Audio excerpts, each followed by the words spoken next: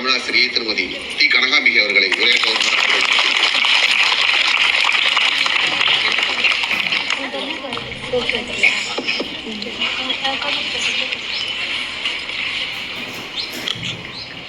நம் பள்ளியின் தலைமை ஆசிரியர் அம்மா அவர்களுக்கும் மற்றும் இருபால் ஆசிரியர் பெருமக்களுக்கும் இங்கு வருகை புரிந்திருக்கக்கூடிய சான்றோர்களுக்கும் ஆன்றோர்களுக்கும் மற்றும் எம் பள்ளியின் மாணவ செல்வங்களுக்கும் முதற்கண் எனது நன்றியையும் வணக்கத்தையும் குடியரசு நாள் நல்வாழ்த்துக்களையும் தெரிவித்துக் கொள்கிறேன்.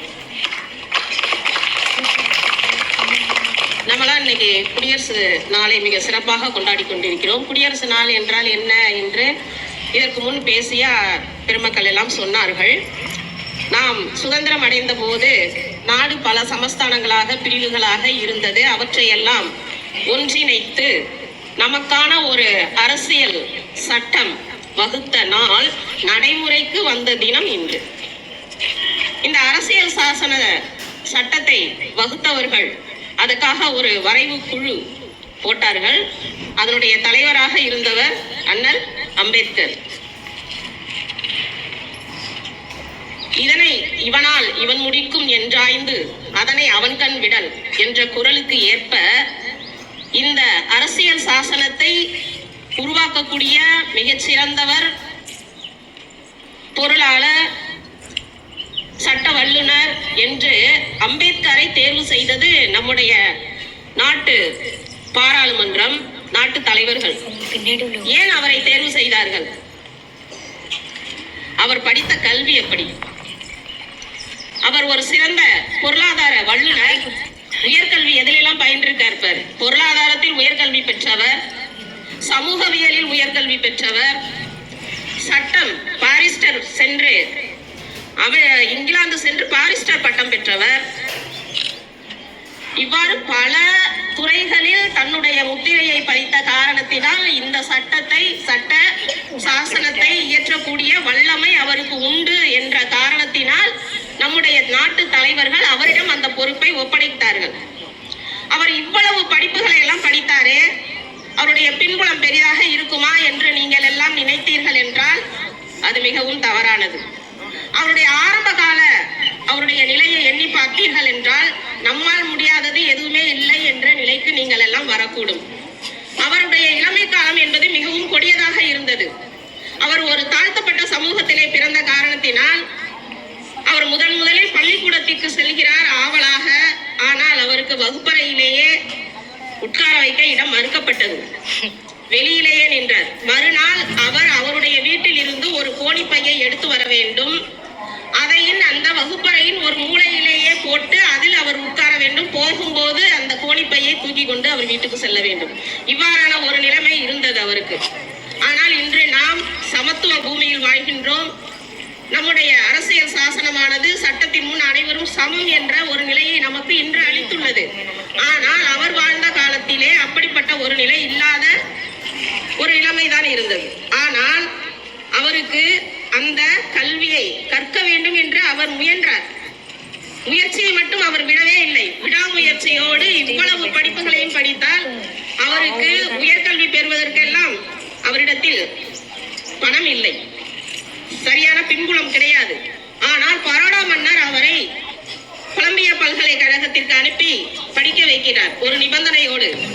அவர் படித்து முடித்த பிறகு அவருடைய சமஸ்தானத்திலே 10 ஆண்டுகள் வேலை செய்ய வேண்டும் என்ற ஒரு நிபந்தனையோடு அவருக்கு கல்வி அளிக்கப்படுகிறது. அவர் கொலம்பியா செல்கிறார். அவர் அதிகபட்சம் எவ்வளவு நேரம் படித்திருப்பார் என்கிறீர்கள்? ஒரு நாளைக்கு கிட்டத்தட்ட 18 மணி நேரம் படித்தார். உங்களால் முடியுமா? சற்றே சிந்தியுங்கள். அவர் எடுத்தார். நம்முடைய இனம் ஒதுக்கப்படுகிறது. நாம் ஒதுக்கப்பட்ட இந்த இனத்தில் இருந்து வந்திருக்கிறோம். நம் சமூகமானது நம்மை ஒதுக்குகிறது. ஆனால் நாம் யாராலும் ஒதுக்கப்பட முடியாத ஒரு நிலைக்கு வர வேண்டும் என்று நினைத்தார். அரசியல் சட்ட சாசனத்தை இயற்றுகிறார். அவருடைய வரவுக்காக நாடாளுமன்றமே அவரை எதிர்பார்த்து காத்திருக்கிறது. அவரை ஒதுக்கவில்லை, ஒதுக்க முடியாது. அந்த நிலைக்கு அவர் வருவதற்கு காரணம் என்ன? அவருடைய ஆழ்ந்த படிப்பறிவு. கொலம்பியா பல்கலைக்கழகத்தில் அவர் எழுதிய ஆய்வு கட்டுரை, MA படிக்கிறார், PhD பண்றார் பொருளாதாரத்தில். அவர் எழுதிய 2 ஆய்வு கட்டுரையும் இன்றும் அவருடைய அவருடைய கையெழுத்து பிரதி ஆவண காப்பகத்திலே பாதுகாக்கப்பட்டு வருகிறது. எந்த ஒரு மாணவனுக்கு கிடைக்கும் இந்த சிறப்பு?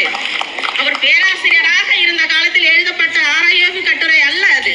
மாணவ பருவத்தில் எழுதிய ஆய்வு கட்டுரை இன்றும் கொலம்பிய பல்கலைக்கழகத்தில் ஆவண காப்பகத்தில் பாதுகாக்கப்படுகிறது என்றால் அவர் தன்னுடைய நிலையை உயர்த்தி கொண்டார். அதன் மூலம் தன்னுடைய நாட்டினுடைய பெருமையையும் உயர்த்தினார். அப்ப ஒரு மனிதனுக்கு தனக்கான உரிமையை மட்டுமல்ல, தனக்கான உயர்வினை மட்டுமல்ல, நம்ம நாட்டுக்கான உயர்வினையும் தருவது எது? கல்வி. இதனை நம்முடைய இலக்கியங்கள் எவ்வளவோ சொல்கின்றன. சங்க இலக்கியத்திலே புறநானூற்றிலே ஒரு பாடலில் கடைசி 2 அடிகளை மட்டும் சொல்கிறேன்.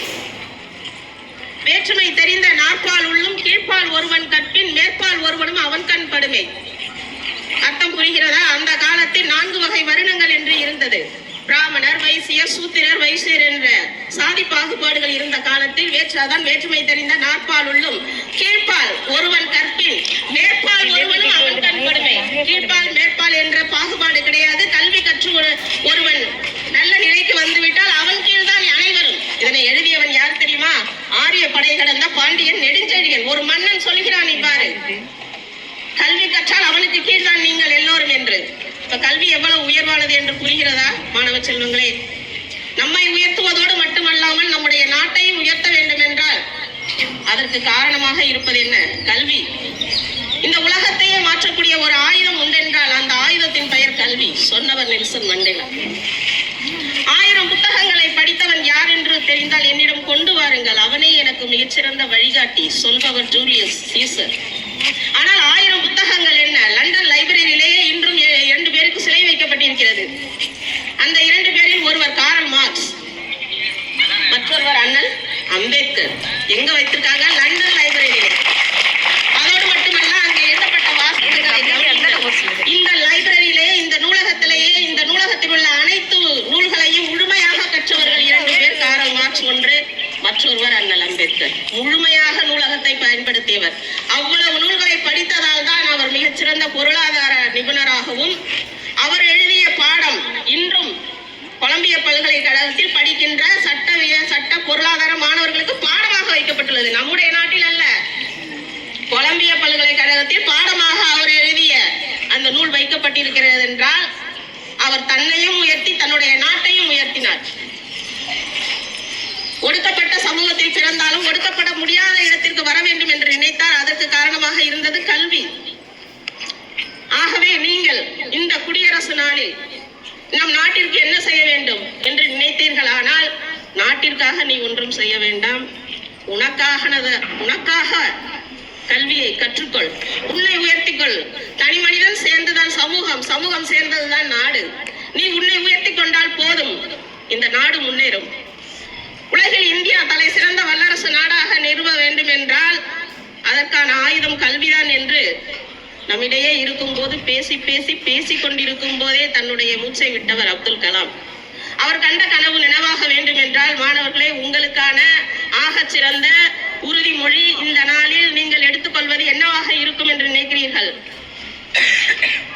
படிப்புதான் அதற்கான ஆயுதம். நீங்கள் உயர வேண்டுமா? நாட்டை வல்லரசு நாடாக ஆக்க வேண்டுமா? அதற்கான ஒரே ஆயுதம் கல்வி. அதை நீங்கள் கையில் எடுங்கள். இந்த மாணவ பருவத்தில் நீங்கள் அதை பயன்படுத்தி, இப்பொழுது கல்வித்துறையில் ஏராளமான திட்டங்கள் இருக்கின்றன. அவற்றையெல்லாம் பயன்படுத்தி உங்களுக்கான துறையை தேர்ந்தெடுத்து அதில் நீங்க மிகச்சிறந்த உயர்ந்த பதவியை அடைந்த இந்த நாட்டை வல்லரசு நாடாக உயர்த்த வேண்டும் என்று கேட்டுக்கொண்டு தந்த வாய்ப்புக்கு நன்றி பாராட்டி விரைகிறேன். நன்றி.